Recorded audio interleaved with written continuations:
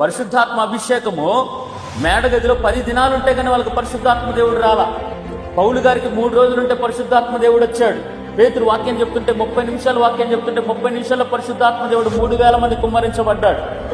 సమరే పట్టణంలో కనుక చేతులు ఉంచుతుంటేనే 3 నిమిషాల్లో వాళ్ళ మీద పరిశుద్ధాత్మ దేవుడు ప్రవహించాడు. హల్లెలూయా.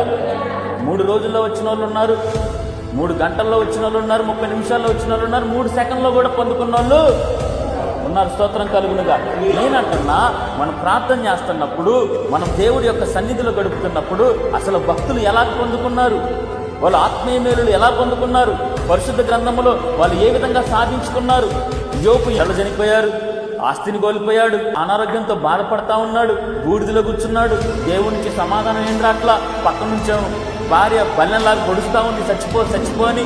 ఇన్ని అవమానాల మధ్య యోబు ఏ విధంగా కూలిపోయిన కుటుంబాన్ని కట్టుకున్నాడు. స్తోత్రం కలుగునుగా.